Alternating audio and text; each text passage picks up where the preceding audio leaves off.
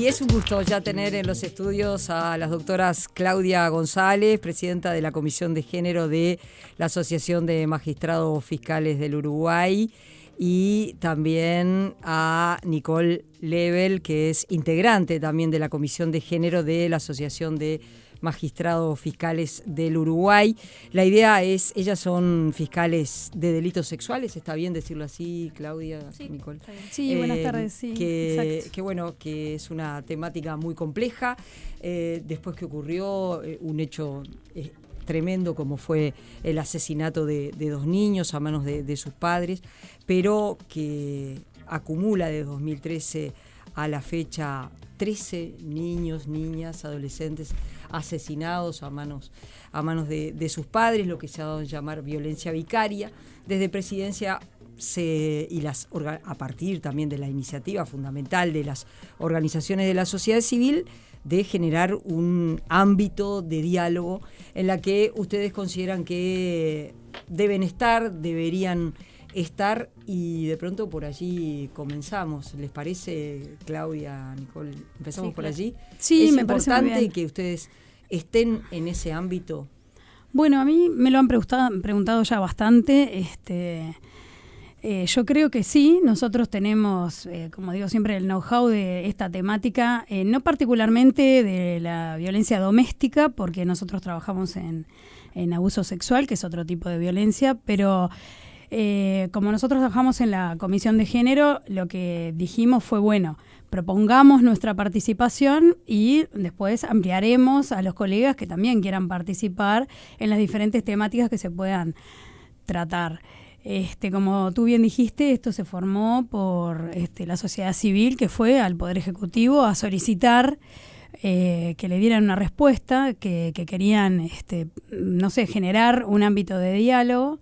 Y lo que decimos nosotros es que, bueno, justamente en el diálogo, en que se ponga sobre la mesa este tipo de temáticas, puede estar el puntapié inicial para que empezar a caminar hacia, no va a ser una solución, porque lamentablemente no va a ser una solución, pero dentro de todo van a ser temas que no van a ser ajenos a la opinión pública y a quienes trabajamos como operadores del derecho, ¿verdad? Uh-huh.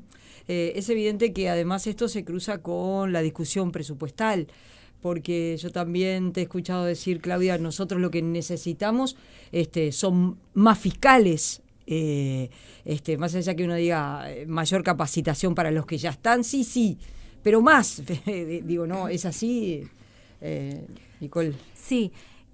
Bueno, gracias por la invitación. Sí, lo han reclamado varias veces en el vínculo acá con la Fiscalía, sobre todo, en todo el interior, ¿no? La necesidad de más fiscales. Nosotros en Montevideo estamos especializados, como decía Claudia, ¿no? Estamos delitos sexuales por un lado, violencia doméstica, hablando específicamente de esto, ¿no? Uh-huh. Y los números de violencia doméstica, tanto como delitos sexuales, que es mucho mayor, es exorbitante los números, ¿no? Entonces, teniendo 6 fiscalías, más o menos, cada fiscalía tiene, no sé, la nuestra tiene 1.460 y pocos, ahora estamos de turno. Casos claro. Solo en la nuestra. Entonces somos 3 personas, obviamente es bastante inabarcable, esto tiene conocimiento, uh-huh. La sociedad, la fiscalía y todos los colegas. ¿Y cuántos necesitan más o menos para que la gente tenga una idea? Bueno, nosotros de esos 3 que estabas mencionando recién. En primer término, mandar como un mensaje a la población que de esos 1.476 en nuestra fiscalía, por ejemplo, apenas ingresan, se da una dinámica que se toman determinadas medidas como preliminares, ¿verdad? Se piden pericias y demás. El tema es que turno tras turno van entrando, entonces se pidieron en casi todas esas medidas previas, pero claro, después necesitamos brazos y ojos que lean y que entiendan lo que están leyendo y que sigan adelante esas investigaciones. Nosotros hacemos este cálculo. De las 1.400, ¿nos podemos ocupar, por ejemplo, de 300, 100 cada una? Bueno, entonces están quedando 1.100, quizás abusadores, caminando por la calle, ¿verdad? De nuestra fiscalía. Entonces, son números que son brutales. Y ya de por sí decir que cada uno tiene 100 es bastante, además, también, ¿no? Claro. Ni que hablar. Sobre todo en esta temática, y no para centrarnos tanto que en realidad la violencia es violencia doméstica, la nuestra es violencia sexual exclusiva, más allá de que podemos hacer violencia doméstica también. El tipo de investigación que lleva estos delitos no tienen nada que ver con otros delitos. Recién ahora en septiembre se creó una unidad de parte del Departamento de Policía que se llama Delitos Sexuales, con 2 oficiales y 8 funcionarios policiales que trabajarían para nosotros. Ya había policía especializada en homicidios estupefacientes, pero no había, nosotros lo veníamos reclamando. Recién en septiembre se creó, es para las 6 fiscalías, por supuesto, ¿no? Que nos puedan hacer esos seguimientos, porque, vuelvo, las investigaciones de delitos sexuales lleva muchísimo tiempo. Hay que traer a la víctima, trabajar con la unidad de víctimas, que se sienta víctima. La policía puede ayudarnos en encontrar quizás el imputado. Si no está, podemos hablar toda la tarde, pero digo, en la historia clínica que demora, las pericias demoran 3-4 meses. Todo lleva muchísimo tiempo y tiene mucho trabajo de seguimiento, que es lo que dice la doctora. Ese seguimiento alguien lo tiene que hacer. Entonces es muy difícil trabajarlo para ver resultados. Creo que tenemos buenos resultados, pero si yo soy víctima de cualquier tipo de abuso, delito sexual, y a mí no me dan una respuesta en 6 meses, me voy a enojar. Y nosotros tenemos casos todavía del 2018 y algunos del 17. Sí, claro. Sí, lamentablemente sí. ¿Y por qué ocurre? Por esto mismo, porque es muy lento buscar las pruebas. La víctima de delito sexual no es la víctima de hurto. Usted, no quiero que le suceda, pero usted sale a la calle, ¿verdad? Sí, entiendo perfecto. Le hurtan la cartera y usted lo único que quiere hacer es correr a la comisaría para denunciar y que lo vayan a buscar. Usted, cuando es víctima de un abuso sexual o mismo de violencia doméstica, sobre todo de abuso sexual, usted muchas veces no quiere denunciar porque lo primero que siente es vergüenza. Entonces, nosotros trabajamos con víctimas que muchas veces se retractan por esa misma vergüenza, o porque la familia se destruye, o un sinfín de otro tipo de problemas. O porque cuesta simplemente contar lo que pasó. Exacto. Totalmente, ¿no? Y por lo general no denuncian ella, o sea, entonces, no puede ser el hospital, puede ser la policía. Entonces es difícil porque uno habla a través de la unidad de víctimas, o a veces habla uno con la unidad de víctimas con la víctima y la víctima está renuente, entonces esperamos, seguimos igual juntando más evidencias y después, entonces es lento, pero entre medio también, perdón, a veces aparecen casos que no son tan lentos, entonces son casos que, por ejemplo, se aviene a firmar un acuerdo el imputado. Entonces nosotros dejamos un poquito aparte ese otro caso que viene más lento y nos ocupamos de hacer la acusación y demás para llevar adelante este caso que va a haber un acuerdo. A mí me pasó el mes pasado y llegar a un acuerdo y terminar con ese caso, y la víctima no tuvo que declarar, ni ella ni ninguna de las 2 víctimas no tuvo que hacer la declaración anticipada, que para nosotros es como un mojón. Con la doctora Alfaro, que es con la que trabajamos, nosotros tenemos ese mojón de la declaración anticipada, que no sé si ustedes manejan muy bien cómo funciona. En materia de delitos sexuales, por lo general la anticipada se solicita antes de la formalización, porque para nosotros, como tenemos mucho caudal de información, formalizar de entrada, como hacen en otras materias, sería ya ahorcarnos a nosotros mismos. Entonces lo que hacemos es juntar la prueba previamente y después formalizar. Entonces, llegar a que la víctima tenga que sentarse en un lugar que le digo que este lugar donde estamos, lleno de cámaras, luces, es acogedor. O sea, estamos hablando de una oficina donde está la víctima que no conoce a la persona que le está tomando la declaración, que está con un monitor y se separa la declaración porque no se escucha bien, entonces empieza a veces la víctima a llorar, y cuando está llorando le dice, espera un poquito que voy a ver porque me parece que no se escucha y tiene que ir. Entonces digo, eso es con lo que nosotros trabajamos. Ahora, ¿cómo es precisamente, no, para ustedes trabajar en esto, con esto de la saturación de trabajo, escuchar cosas que no son agradables, evidentemente, ¿no? Historias que no son agradables, episodios, ¿no?, que son complicados? ¿Cómo es para ustedes como profesionales, como personas tener que lidiar con esto día a día? Y bueno, nosotros siempre hablamos de esto de, tiene que haber determinado perfil, porque no es fácil para ninguna persona, pero hay personas quizás por su bagaje personal puedan lidiar un poco mejor, de la manera que sea, quizás hace terapia particular, nosotros no tenemos ninguna asistencia. ¿No tienen apoyo psicológico? No. Cada uno lo maneja como puede, pero digo, hay personas que realmente no pueden manejarlo. O sea, quizás nosotras sí, yo llevo 5 años, el día que quizás diga yo ya no puedo más ver nenes abusados ni pornografía infantil a diario, es muy duro pasar por sobre todo en los juicios que ves las declaraciones, no sé, de madres, Y además imputados que seguramente nunca reconocen lo que hicieron y ustedes te están mintiendo en la cara, porque te están mintiendo en la cara, y eso también genera como indignación imposible de no llevarse uno mismo a su casa. Pero en realidad esta es una materia en la que nosotros no buscamos la confesión. Porque veo que en realidad a veces en los hurtos y eso, por ejemplo, cuando yo trabajaba en flagrancia, uno va un poquito más a buscar esa confesión. Pero acá en este caso nosotros es muy corta la declaración que le tomamos al imputado en general.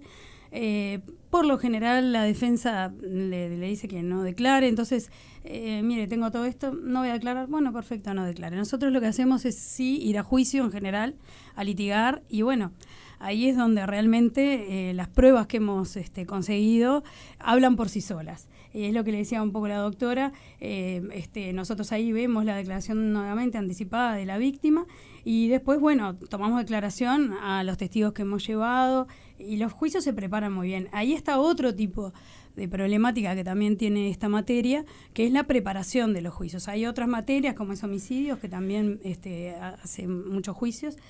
Un juicio se prepara, uno no va al juicio, como dice nuestra amiga la doctora Fabretto, a pescar, uno va al juicio a saber lo que va a contestar usted, lo que nos va a contestar usted, y le vamos a preguntar lo que usted tiene que contestar. Nosotros, eso de las películas que uno ve, que le pregunta hasta que la persona se quiebra y lo dice, eso en general no sucede. Nosotros cuando vamos a un juicio lo llevamos preparado, entonces imagínese que nosotros para preparar un juicio, ¿cuánto nos podría llevar? Mucho tiempo, porque tenemos que hablar nuevamente.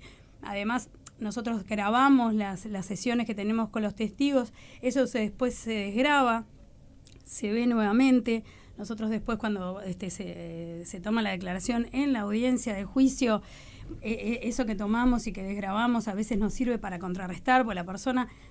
Otro tema, ¿no? 2018, 2025 de juicio. ¿Usted se acuerda lo que usted me dijo en el 2020 cuando yo le tomé declaración? Obviamente, ¿no? La persona. Digo, hay veces que a uno lo ha marcado cosas en la vida, entonces se puede acordar hasta cómo estaba vestido. Pero cuando uno es testigo, uno es médico, uno llamamos a los psicólogos. ¿Usted se acuerda que usted en el 2018 tuvo una joven que fue víctima de abuso, que usted la atendió? Y eso, va de la mano a la pregunta de por qué tantos casos. Porque los imputados no abrevian. Es una gran diferencia con las otras materias. Acá abreviamos 10 al año en 1500. Claro. No hay juicios. Claro, no es al revés del resto. Flagrancia abreviará el 90%, nosotros abreviaremos creo que mucho menos que el 10%. Y va de la mano con eso de la complejidad de poder resolver los casos. En realidad, sí, la complejidad es toda, pero sobre todo es la investigación en sí misma. Traer a la víctima, a veces la víctima no quiere participar, entonces tenés que evaluar si hacer el juicio sin la víctima, ya tenés capaz que alguna pericia, todo. Buscar médicos. Pensaba en Operación Océano, por ejemplo, que ha sido una causa muy compleja, muy larga, que hay momentos que incluso la sociedad tiene una mirada, si se quiere, negativa, empiezan a decir, viste que no pasó nada, y en realidad, la doctora Claudia se ríe, bueno, claro, porque en realidad están trabajando, están investigando, aunque no salga todos los días información, que no tiene por qué salir todos los días información, pero la vida demostró que pasan cosas y realmente hay un antes y un después en el Uruguay de Operación Océano. Incluso, si me permite un poquito de lo de los acuerdos, uno, por lo que ve, hay imputados que están muy, muy avenidos a afirmar que, no sé, un hurto, una rapiña, incluso le diré un homicidio. ¿Un abuso sexual? No. Estar frente a un juez que está leyendo los hechos y que le va a preguntar ¿Usted está de acuerdo con los hechos que dijo la Fiscalía? ¿Usted hizo lo que dice la Fiscalía que usted hizo? No. Entonces... Te va a decir que no. Bueno, por eso le digo que y puede no son decir todos. que sí, perdón, y en la audiencia decir no, y se cae el acuerdo. Ha pasado. O sea, todo es muy complejo. Claro. Y retomo lo de Operación Océano. Sí, demora, por supuesto, porque hay muchísimos indagados, bueno, ya acusados, pero abreviaron un montón. Y eso debería ser relevado por la sociedad en sí, de que los que abreviaron claramente se declararon culpables. Les propongo una pequeña pausa y seguimos conversando, Ya seguimos. Gusto. Y estamos conversando con las doctoras Nicole Lebel y Claudia González, Comisión de Género de la Asociación de Magistrados Fiscales del Uruguay. Cerrábamos el bloque anterior hablando de un caso que es paradigmático, como fue Operación Océano, y que ha sido realmente muy, muy exitoso el trabajo que hicieron desde Fiscalía, porque hay abreviados, pero eso implica que reconocen la responsabilidad, y creo que ha quedado claro quiénes son las víctimas y quiénes son los victimarios, porque no siempre cuando se habla de determinados estamentos de la sociedad, ¿no? Porque recordemos que los victimarios de Operación Océano estamos hablando de profesionales, estamos hablando de gente de determinado nivel socioeconómico, y siempre es más difícil, obviamente, tienen buenos abogados, tienen, ¿no? Digo, decir, y eso pesa. Desde la Fiscalía se hizo un gran trabajo que permite llegar a donde estamos hoy. Pero pasan de los otros casos, que la gente dice, pero no pasa nada, pero ¿por qué se demora tanto? ¿Pero por qué no llegaron a tiempo? Como en el caso, por ejemplo, que ocurre con los hijos de Andrés Morosini, ¿no? Que la gente dice, hubo una baja percepción del riesgo, no se supo ver que ese hombre iba a hacer lo que hizo. Y ante esos casos, ¿ustedes qué dicen? Bueno, yo lo que digo es que ya la otra vuelta me preguntaban lo mismo, y yo lo que creo mucho es en educar. Creo que es muy importante educar a nosotros, los operadores del derecho, quienes nos asisten, que es la policía. Educar en el sentido de ver y poder percibir qué es lo que está pasando con alguien que está llamando por teléfono y que le está diciendo, mira, desaparecieron mis hijos, ¿no? Yo la verdad que el caso de Soriano sería muy atrevido, no lo manejo, no tengo idea, nunca miré la carpeta, entonces le voy a hablar desde el punto de vista de lo que deberíamos tratar de hacer. Antiguamente, yo entré en la Fiscalía en el 99, antiguamente no existían las unidades de violencia doméstica en las seccionales policiales. Cuando se crearon fue todo un hito y no se denunciaba tanto como ahora. ¿Por qué? Porque, bueno, no era un lugar, era un lugar más bien hostil donde ir a denunciar, lamentablemente. Una persona que, a no ser que fuera con el ojo en la mano, como digo yo, pero digo, la persona que iba, no, mirá, no me deja salir, no me deja ponerme la ropa que me pongo, bueno, señora, vuelva a su casa. Entonces, por suerte, evolucionamos, tenemos las seccionales de violencia doméstica, y hoy ese tipo de denuncias, por supuesto que son recibidas y por supuesto que se detectan.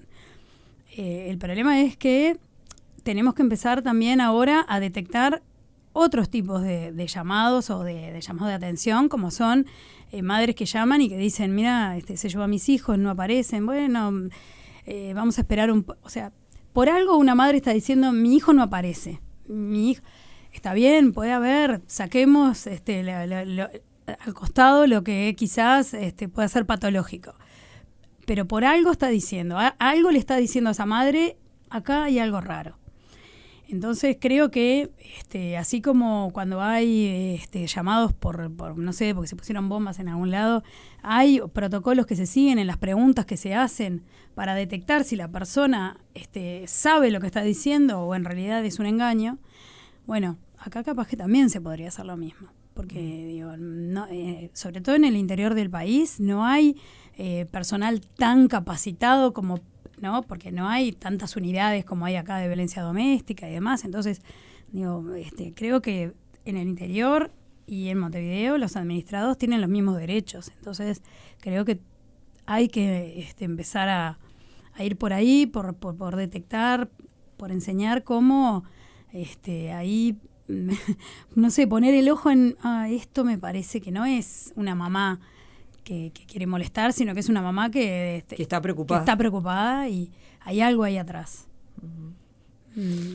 Sí, así como se ha hecho en las escuelas, ¿verdad? Porque nosotros trabajamos, ¿verdad?, con escuelas que nos hacen denuncias de acá hay algo.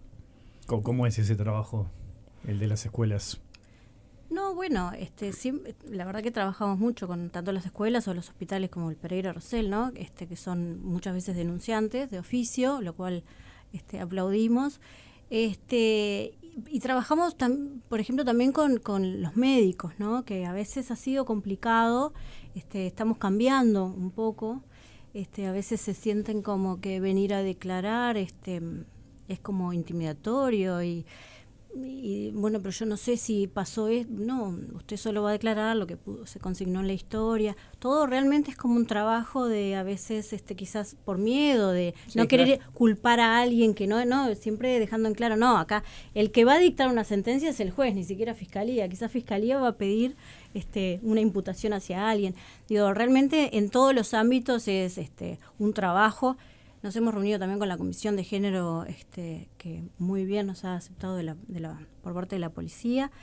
Creo que, bueno, vamos de a poco avanzando y también es reconocer los avances que se han obtenido en los Sin duda, años. Las maestras, por ejemplo, y los médicos, como dijo la doctora en el hospital, ellos siguen un protocolo que cuando ven algunos indicios se tiene que activar ese protocolo y la verdad que eso ha dado buenos resultados.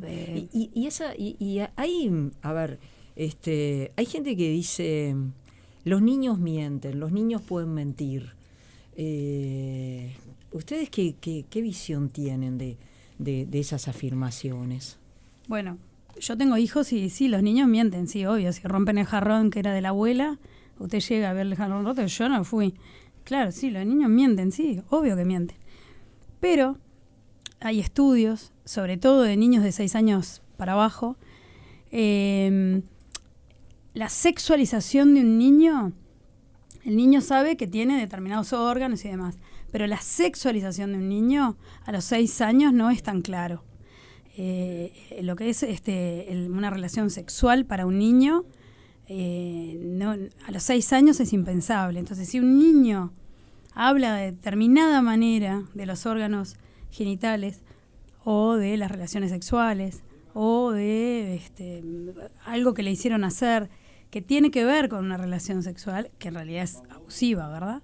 No es una relación sexual amorosa como uno puede pensar entre adultos, sino que es algo abusivo.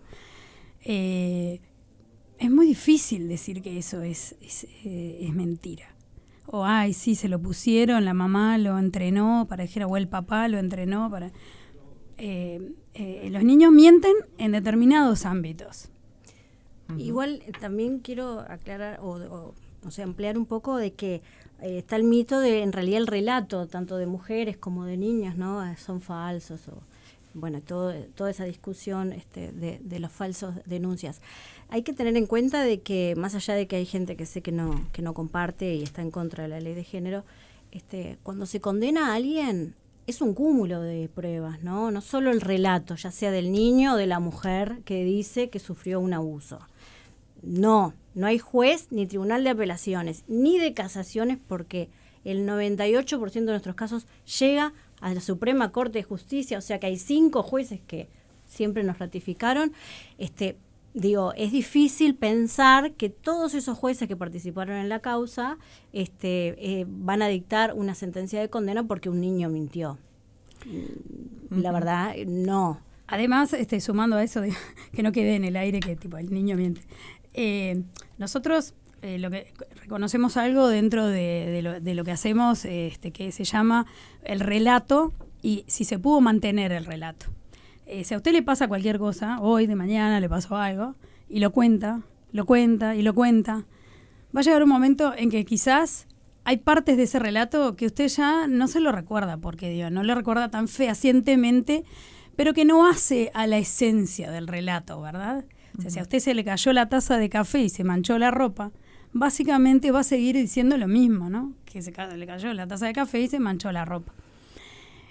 quizás no recuerde bien dónde estaba parado al cabo de los años o cómo era el color de la taza, pero el relato de la caída del café que le manchó la ropa va a seguir.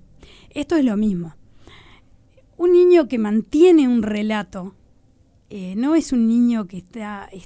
porque el niño tiene que mantener el relato en diferentes ámbitos. Se lo tiene que mantener a la maestra, a la madre, al médico, al psicólogo.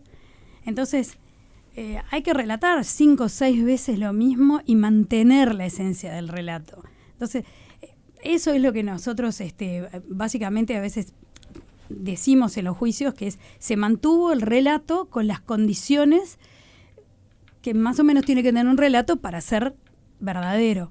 Entonces, ahí es donde nosotros buscamos, ¿verdad?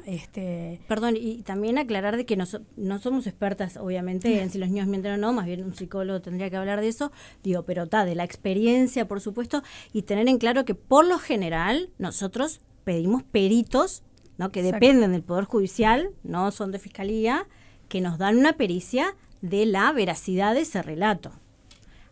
No del hecho, del relato. Del relato, si es culpable o no es otra cosa. Y por último quería agregar que también tenemos juicios que llevamos adelante con retractación del relato del niño, que ese es otro tema. O sea, puede haber una retractación que es propio de las etapas del abuso. Nicole Lebel, Claudia González, gracias por la participación esta tarde en Palabras Cruzadas. Por favor, No, muchas gracias a por la ustedes por invitación. invitarnos. Hasta la próxima.